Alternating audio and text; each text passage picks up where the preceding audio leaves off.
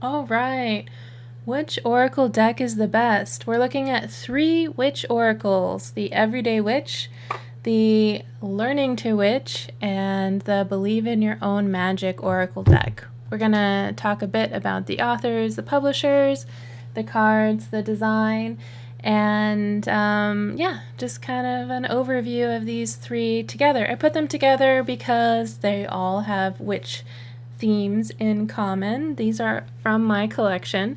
And we're going to start with the Everyday Witch. This is Deborah Blackie and art by Elisabeth Alba. It is printed in China, but distributed by Llewellyn, which is a very common and popular publisher. So these are going to be pretty easy for you to find just about anywhere online. There's also a tarot version of this, which I've done a review of, and the illustration and the artwork is the same. The author and the artist are the same. But unlike the tarot, these are oracles, so you can pull one and, read the special meaning in the booklet that's provided. I think the illustration is beautiful and magical, and sorry, this one came out a little bit blurry, but it's just a wonderful animated style and very delightful, and many people enjoy it. It's a popular deck. It was printed more recently, so I guess you could say that it's got sort of the style of the times. They are dressed as witches, but they kind of look contemporary or modern. And the booklet that comes with it has a lot of additional information. There's actions, there's a divination, and a magic element to each of the cards. So there's a lot of extra information that comes along with the guidebook, and it's all just very nice. The Believe in Your Own Magic Oracle deck from Amanda Lovelace, an artwork by Juliana Medeiros. I'm sorry, I'm horrible at names, so I apologize if I've butchered that.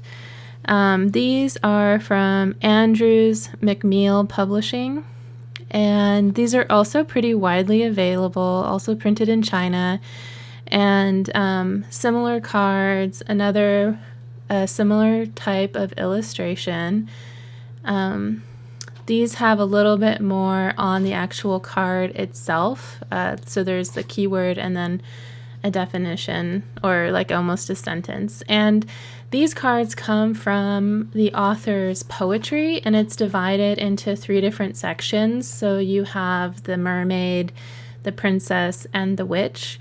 And her poetry sort of reimagines classic fairy tales to be more empowering. So it's a beautiful combination of incredibly creative, empowering poetry and writing with a very talented illustrator who's, made this wonderful deck together. And the booklet tells a little bit more about Amanda Lovelace's process and how she uses the oracle decks and her poetry and why she created them, and then additional information for each card, which is just delightful. And we all need to celebrate that inner child, kind of heal some of those early wounds. All right, so this one. This deck is from an artist that I found on Etsy, and her deck is called the Learning to Witch deck. I actually have 2 different versions, the Learning to Witch and the Ritual deck, which is why you see both black and white cards here. And I would say this is kind of, even though they're still cartoony and illustrated, you can see that the audience might just be a little bit older in terms of the illustration as being a bit more somber. So this is created by Hand Me That Pencil. And it's handmethatpencil.com. She's on Instagram and Facebook. Like I said, I found her on Etsy. And so you're talking about one of these, more indie and self-published books. I really love the cards. I have found them to be very, very useful, and they have a different tone to them, which I appreciate. I mean, I like all three of these decks. I have all three of them in my collection.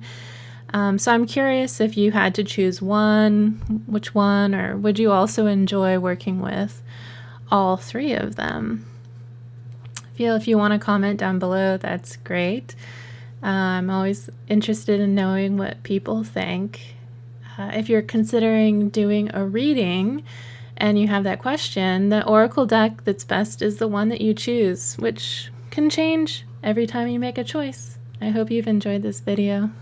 Thanks for listening.